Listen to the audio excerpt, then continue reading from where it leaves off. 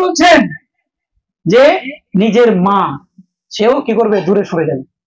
উম্মিহি ওয়া আবি, পিতা কত কিছু মেহনত করছে শুধু সন্তানকে ভালো রাখার জন্য, ভালো প্রতিষ্ঠানে পড়ানোর জন্য, ভালো পোশাক পরানোর জন্য, ভালো খাবার খাওয়ানোর জন্য, দুনিয়ার জীবনটাকে ভালো করার জন্য এত মেহনত দিন রাত এক করে দিচ্ছে পিতা। তারপরে বলছেন যে কাল কিয়ামতের মাঠে সন্তান যখন বিপদে পড়বে পিতাও দূরে সরে যাবে, পিতাও থাকবে না। কি ভয়াবহ পরিস্থিতি। উম্মিহি ওয়া আবি ওয়া সাহিবাতিহি ওয়া বানি, ওয়া সাহিবাতিহি নিজের সঙ্গী। বন্ধু অনেকে বলেছেন এর ব্যাখ্যা, অনেকে বলেছেন যে আপনার সঙ্গী অর্থাৎ আপনার স্ত্রী এবং স্ত্রীর জন্য স্বামী। দেখবেন একটা ছেলে, একটা যুবক যুবতীর বিবাহ যখন হয়ে গেল তখন পৃথিবীতে ওরা স্বামী স্ত্রীর মতো আপন আর কেউ নেই, সব ছেড়ে দিতে প্রস্তুত। স্বামী স্ত্রী কোন একটা জায়গাতে ওরা একাই একাই থাকতে ভালোবাসে, সব ছেড়ে দিবে, কিন্তু ওরা দুজন পৃথক হবে না। আল্লাহ রাব্বুল আলামিন আজকালকার যুগে, ফ্যাশনেবল যুগে শুধু ছাড়বাড় গুলো বেশি হয়ে গেছে নাকি? তার কারণও আছে, কেন ছাড়বাড় এত বাড়ছে তার কারণ আছে, পবিত্র কোরআন এবং সুন্নাহ এগুলো উল্লেখিত হয়েছে। সে বিষয়টার দিকে আমি অগ্রগামী হতে চাইছি না, শেষের দিকে ইনশাআল্লাহ তাআলা যে সময় থাকলে বলবো, সময়ের শেষের দিকে প্রায় কাছাকাছি। যেটা বলছিলাম যে এই পিতা এই স্ত্রী এবং এই স্বামী কাল কিয়ামতের মাঠে একে অপরের এই বিপদের সময় পাশে থাকবে না। দুনিয়ার যাবতীয় বিপদে তারা পাশে থাকলেও সেদিন থাকবে না। সেইটা হচ্ছে বিচারের মাঠ। আপনি কার ভরসায় চলছেন? হ্যাঁ, আল্লাহ রাব্বুল আলামিন তারপর বলছেন কি, ওয়া সাহিবাতিহি ওয়া বানি, সন্তানাদি কোনো কাজে আসবে না। সন্তানের জন্য এত মার পিট, এত টাকা হারাম হালাল বাঁচছেন না, দিন রাত হারাম পথে উপার্জন করছেন শুধু সন্তানদের জন্য। বানি লিকুল্লি ইমরিইম মিনহুম ইয়াওমাইযিন শাআনুন ইউগনি, কোন মানুষের, ধনী মানুষের বা কোন সুপারিশকারী কোন সুপারিশ কাজে আসবে না, কারণ সম্পদ সেই দিন কাজে আসবে না। কি কাজে আসবে তাহলে? দুইটি জিনিস বললাম প্রথমে, একটা হচ্ছে কি আল্লাহর দাসত্ব, আর একটা হচ্ছে আহসানু আমালা, লিয়াবলুয়াকুম আইয়ুকুম আহসানু আমালা। এবার সেই আখিরাতের প্রতি যদি আমাদের বিশ্বাস সুদৃঢ় করতে পারি তাহলে ফলগুলো কি হতে পারে, লাভ কি হতে পারে, এই ব্যাপারে টু দা পয়েন্ট কিছু কথা বলে ইনশাআল্লাহ তাআলা আজিজ আমার আলোচনা শেষ করব। আল্লাহ রাব্বুল আলামিন পবিত্র কোরআনে বলছেন যে যে ব্যক্তি মান আমিলা সালিহান, সৎ আমল করলো, মিন যাকারিন আও উনসা, সে পুরুষ অথবা নারী, অর্থাৎ কোন নারী বা কোন পুরুষ যারাই সৎ আমল করলো, ওয়া হুয়া মুমিন, তারা হচ্ছে কি মুমিন। সৎ আমল ব্যতিরেকে মুমিন হওয়া যায়? হ্যাঁ, কে বলছেন এটা? কে বলছেন? আল্লাহ। আল্লাহ রাব্বুল আলামিন যেখানে বলছেন সৎ আমল, তাহলে সৎ আমলের বিবরণ আল্লাহ দিয়েছেন। এখন যদি কেউ বলে যে আমি পৌঁছে গেছি ইয়াকিনে, আমার আর কোনো আমল লাগবে না, কি বলবেন? মুমিন? কোন রকম নয়, ইয়াকিনের অর্থই বোঝে না। সম্মানিত উপস্থিতি, আমরা কখনোই নয়। আল্লাহ রাসূলকে আল্লাহ বলছেন কি, ওয়া'বুদু রাব্বাকা হাত্তা ইয়াতিয়াকাল ইয়াকিন। ইয়াকিন মানে হচ্ছে চির সত্য যে বিষয়টা বিশ্বাস করে নেওয়া মানুষে, সেটা হচ্ছে কি ইহুদি খ্রিস্টান হিন্দু জৈন বৌদ্ধ মুসলিম পৃথিবীর যে মানব রূপে জন্মগ্রহণ করেছে তার মধ্যে এই ইয়াকিন, এই বিশ্বাসটা আছে। এই জন্য এই শব্দটাকে আল্লাহ তাআলা ইয়াকিন দিয়েছেন। সবাই এটাকে সত্য বলে মেনে নিতে রাজি। সেটা হলো মৃত্যু। কেউ অস্বীকার করেছে আজ পর্যন্ত যে আমি মরবো না? কেউ বলতে পারবে না, পারেও নি। এই ইয়াকিনের কথা আল্লাহ বলেন, ওয়া'বুদু রাব্বাকা হাত্তা ইয়াতিয়াকাল ইয়াকিন, মৃত্যু না আসা পর্যন্ত, এই চির সত্য তোমার কাছে সংগঠিত না হওয়া পর্যন্ত তোমার হবে ইবাদত করো। এখানে আরেকটা কথা বলে নি, অবসর সময়, আপনার আমার অবসর সময় বলতে গেলে কি, চাষ করি তো চাষ থেকে ফিরে আসাটা অবসর নাকি? আজ আর দোকান থেকে ফিরে আসাটা অবসর, বা দোকানে একটু ব্যস্ত, কাস্টমার আছে, কাস্টমার চলে যাওয়া মানে আমি একটু অবসর পেলাম, এগুলোই তো বলি নাকি? রাসূল করিম সাল্লাল্লাহু আলাইহি ওয়াসাল্লামের উপরে দায়িত্ব ছিল কিসের? নবুয়তের দায়িত্ব, রিসালাতের দায়িত্ব। মানুষের কাছে পৌঁছানোর পরে তিনি যখন আরাম পেতেন কিছুটা সময়, আল্লাহ বলছেন কি, নবী করিম সাল্লাল্লাহু আলাইহি ওয়াসাল্লামকে আল্লাহ রাব্বুল আলামিন ফাইদা ফারাগতা ফামসাব ওয়া ইলা রাব্বিকা ফারগাব, যখনই তুমি অবসর সময় পাবে ওয়া ইলা রাব্বিকা ফারগাব, তোমার রবের দিকে তুমি ধাবিত হও। আজকে যখনই অবসর সময় পাই আমরা মোবাইলের সময়টাকে নষ্ট করি।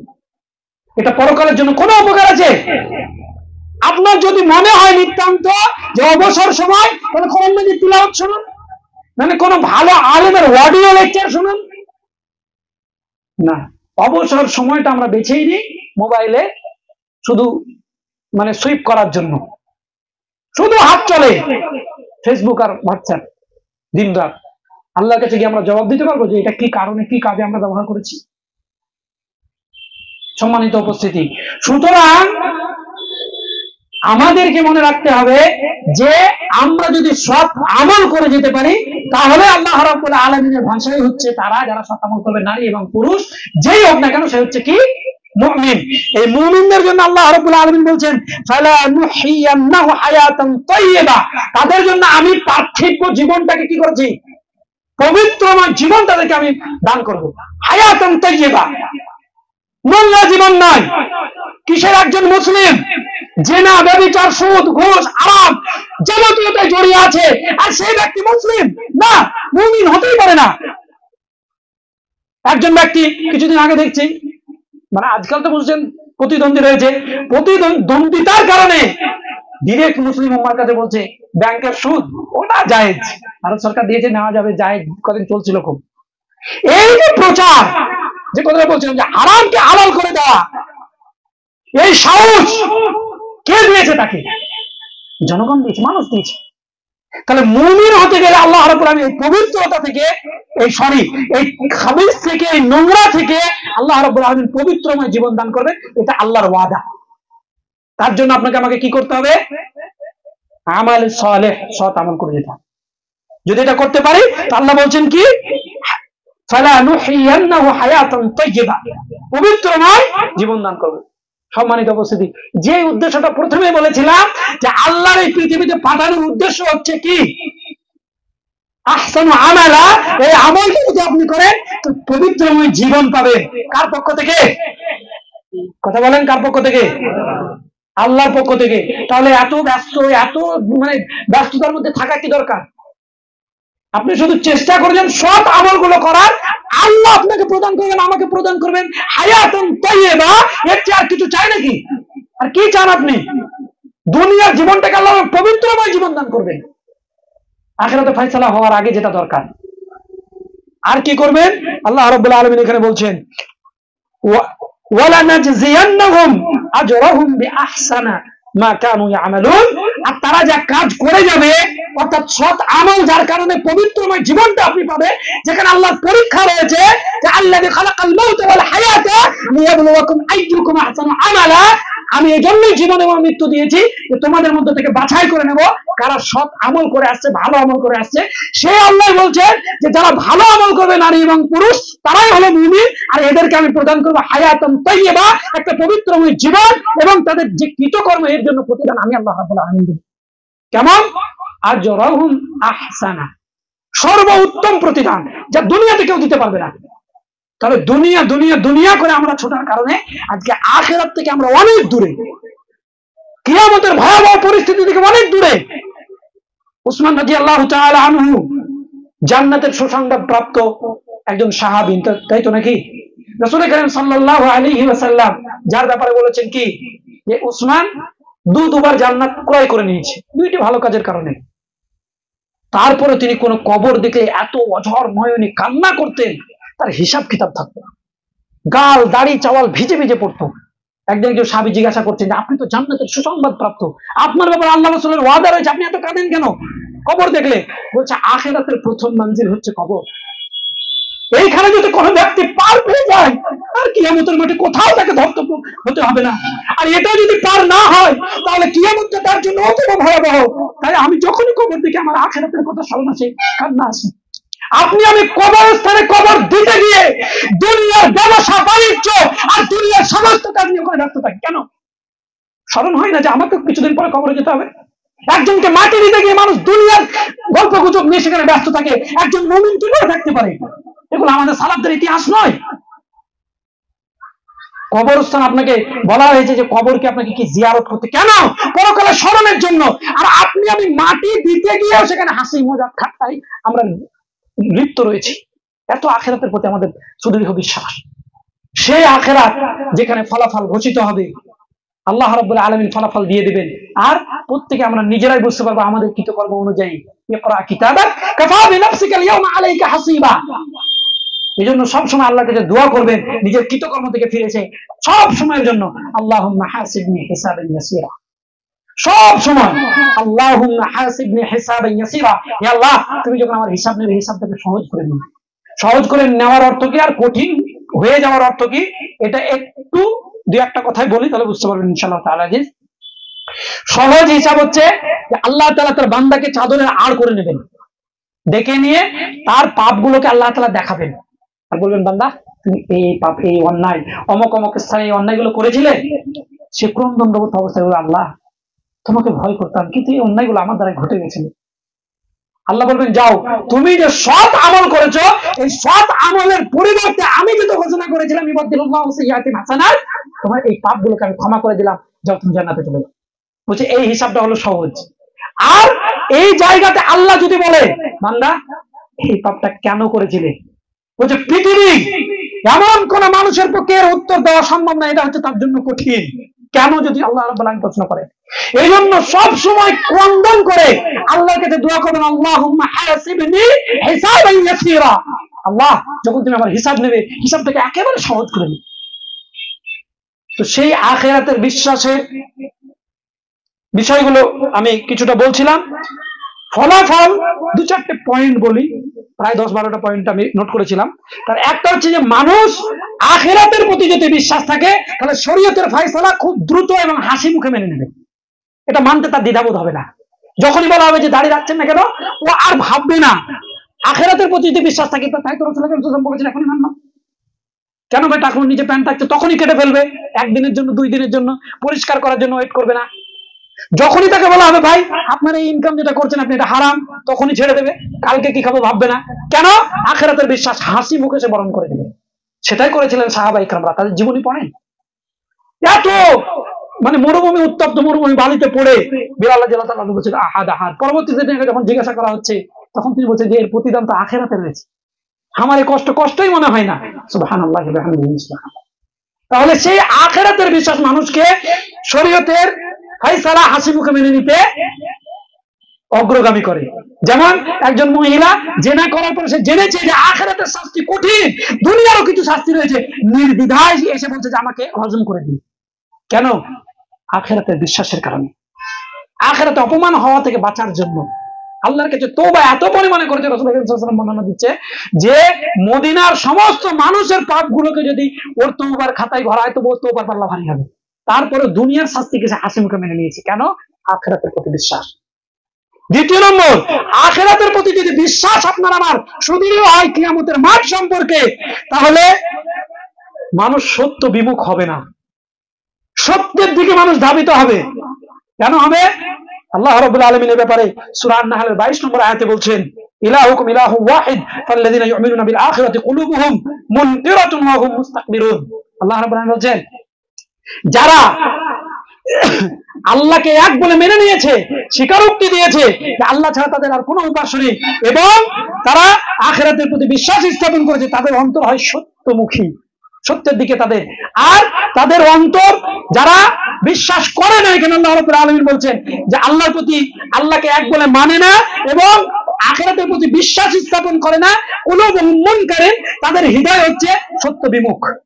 তাহলে সত্য বিমুখ হৃদয় গড়ে ওঠে আখিরাতের বিশ্বাস থেকে গাফিল হয়ে যাওয়ার জন্য। দুনিয়া নিয়ে ব্যস্ত না হয়ে আখিরাত নিয়ে ব্যস্ত হতে হবে, ইনশাআল্লাহ তাআলা যে সত্য গ্রহণ করতে পারবো, যে সত্য আল্লাহর পক্ষ থেকে এসেছে। তৃতীয় নম্বর, যে যদি আখিরাতের প্রতি বিশ্বাস থাকে তাহলে নেকির কাজে একাগ্রতার সৃষ্টি হয় বেশি বেশি। তাহাজ্জুদের জন্য বারবার বলতে হয় না, নিজে থেকে উঠে পড়ে কেন আমাকে আখিরাতে যেতে হবে, দুনিয়া তো আমার কর্মের জায়গা, যত কর্ম করে যাবো তত ফল পাবো। আমরা কি বলি মাধ্যমিক আসছে সামনে, ছেলে মেয়ে বা আমাদের আত্মীয় স্বজনদেরকে কি বলি আমরা, যে বেশি বেশি করে পড়াশোনা করো, সামনে পরীক্ষা, ভালো পড়লে রেজাল্ট ভালো হবে। তো দুনিয়া একজন মুমিন ভাববে যে এটা তো আমাকে ছেড়ে যেতে হবে, এখন আছে বাড়ি, আমি আমি আমি সাপোজ এখন আছে বাড়ি, পৌঁছতে নাও পারি, এই মুহূর্তে আমার জন্য ভালো কাজ কি আছে এটুকু করে নাও। তাহলে ভালো কাজে, সৎ কাজে একাগ্রতা সৃষ্টি করতে পারে কি? আখিরাতের বিশ্বাস। এটা পবিত্র কোরআনের আয়াত এবং হাদিস রয়েছে, সেটা আমি আর ব্যাখ্যা বিশ্লেষণ করতে পারছি না। চতুর্থ নম্বর বিষয় হচ্ছে সৎ কর্মের দৃঢ়তা তৈরি করা। সৎ কর্ম আমরা করি কিন্তু দৃঢ় হতে পারি না, মজবুত হতে পারি না। সৎকর্মে একটু কেউ ধাক্কা দিলে ভেঙে যায়। এই সৎকর্মের দৃঢ়তা তৈরি করতে পারে আখিরাতের বিশ্বাস। আর আখিরাতের চূড়ান্ত বিশ্বাস মানব জীবনে অপুরন্ত কল্যাণ নিয়ে আসে। তার আর একটি বিষয় পয়েন্ট বলে বিশেষ করবো, আর সময় একবারেই নেই। সেটা হচ্ছে যে আখিরাতের বিশ্বাস মানুষকে যাবতীয় বিপদ আপদে সার্বিক বিপদ মেনে নিয়ে ধৈর্য ধারণ করার শক্তি যোগান দেয়। কেন শক্তি? আল্লাহ রাব্বুল আলামিন বলে দিয়েছেন, ইন্নামা ইউওয়াফাস সাবিরুনা আজরাহুম বিগাইরি হিসাব। ধৈর্য ধারণ করার ফলাফল কি? বিগাইরি হিসাব, যার কোনো হিসাব নেই। সুতরাং সম্মানিত উপস্থিতি, সেই আখিরাত, যে কিয়ামত, যে মাঠে, কিয়ামতের মাঠে এত ভয়াবহ পরিস্থিতি যে আল্লাহ ছাড়া কারোর কোনো ক্ষমতা চলবে না। মুহাম্মদ রাসূলুল্লাহ সাল্লাল্লাহু আলাইহি ওয়াসাল্লামকে সুপারিশের অনুমতি দেবেন আল্লাহ সুবহানাহু ওয়া তাআলা। সেই সুপারিশের অন্তর্ভুক্ত কারা হবে? যারা নবী মুহাম্মদ রাসূলুল্লাহ সাল্লাল্লাহু আলাইহি ওয়াসাল্লামের কথাগুলিকে অনুসরণ করে চলেছে, নিজের জীবনে বাস্তবায়ন করে চলেছে। আমরা আজকের পর থেকে পরকালের এই বিশ্বাস নিজেদের হৃদয়ের মধ্যে যাপন করে যাব এবং নিজেদের বাহ্যিক, শারীরিক, পারিবারিক, সামাজিক সর্বক্ষেত্রে যতটা সম্ভব আমরা প্রায়োগিক ক্ষেত্র বানিয়ে নেব, প্রয়োগ করব, সেই জায়গাগুলোতে অ্যাপ্লাই করব এবং অ্যাপ্লাই করার জন্য মানুষকে উদ্বুদ্ধ করব ইনশাআল্লাহ তাআলা আজিজ। দেখা যাবে যে কথাটি প্রথমেই বলেছিলাম, যে আল্লাহ রাব্বুল আলামিন সৃষ্টি যে কারণে আমাদেরকে করেছে সেটা হলো তার দাসত্ব করা। যখনই আপনি দেখবেন যে আখিরাতের প্রতি বিশ্বাস সুদৃঢ় নিয়ে আমি এগিয়ে চলছি, তখন আল্লাহর দাসত্ব আমার জীবনে সর্বক্ষেত্রে ফুটে উঠছে। আর একটা বিষয় কি? আখিরাতের বিশ্বাস, আল্লাহর দাসত্ব আর একটা বলেছিলাম কি, যে আল্লাহর কাছে আবার ফিরে যাওয়ার কথা আল্লাহ বলছেন। আন্নাকুম ইলাইনা লা তুরজাউন, অনর্থক সৃষ্টি করেননি, সৃষ্টি করেছেন কিসের জন্য? আল্লাহর দাসত্ব করার জন্য, লিয়াবুদুন। আর তার কাছে ফিরে যাওয়ার পূর্বে আল্লাহ বলছেন কি? আহসানু আমালা লিয়াবলুকুম আইয়ুকুম আহসানু আমালা। তোমার আমার কাছে ফিরে আসার আগে সৎ আমল করে এসো, যাতে করে আমি বাছাই করে নিতে পারি যে কারা সৎ আমল করেছে।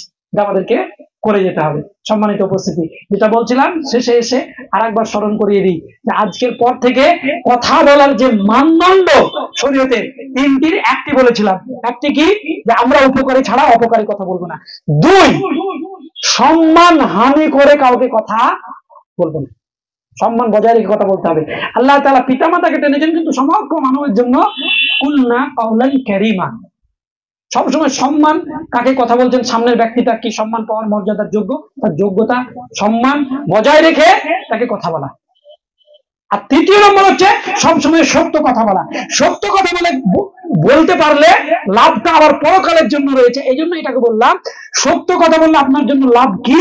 আল্লাহ রাব্বুল আলামিন বলেছেন যে তোমাদের এই কৃতকর্ম যেগুলো ত্রুটিযুক্ত সেগুলোকে আমি আল্লাহ রাব্বুল আলামিন সংশোধন করে দেব।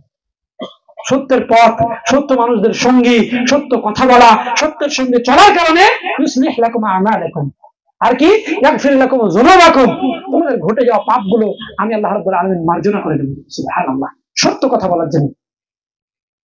ইয়াগফির লাকুম যুনুবাকুম। তারপর আল্লাহ বলছেন যে আল্লাহ এবং তার রাসূলের অনুগত্য যারা করলো তারা মহা সফলতা অর্জন করলো। সম্মানিত উপস্থিতি, সুতরাং আমরা পরকালের বিশ্বাস নিয়ে প্রত্যেকটা পদক্ষেপ, প্রত্যেকটা পা, প্রত্যেকটা কাজে, আমাদের ইনকাম, আমাদের কথা বলা, আমাদের চলা, আমাদের ইবাদত, আমাদের হায়াত, আমাদের মওত, সবকিছু পরকালের বিশ্বাস এবং আল্লাহর সন্তুষ্টির জন্য, পরকালে তার প্রতিদানের আশায় যেন আমরা করে যেতে পারি। আল্লাহ রাব্বুল আলামিন তৌফিক দান করেন, বলেন আল্লাহুম্মা আমিন। আল্লাহ যেন আমাদের জীবনের চলার ক্ষেত্রে যে ভুল ত্রুটিগুলো রয়েছে সেগুলো থেকে আমাদেরকে পরিশুদ্ধ হওয়ার, পরিমার্জিত হওয়ার আল্লাহ রাব্বুল তৌফিক দান করেন, আল্লাহুম্মা আমিন। আমাদের যারা মারা গেছে তাদের ছোটখাটো ভুল ত্রুটি যেগুলো রয়েছে আল্লাহ রাব্বুল আলামিন যেন তার করুণায়, তার দয়ায় সেগুলোকে ক্ষমা করে তাদেরকে শাস্তি থেকে আল্লাহ রাব্বুল পরিত্রাণ দান করেন, আল্লাহুম্মা আমিন। এখান থেকে আমি আমার বক্তব্য কি করছি, ওয়া মা আলাইনা ইল্লাল বালাগ। আকুলু কওলি হাযা আস্তাগফিরুল্লাহ লি ওয়া লাকুম ওয়া লিশাইরিল মুসলিমিন।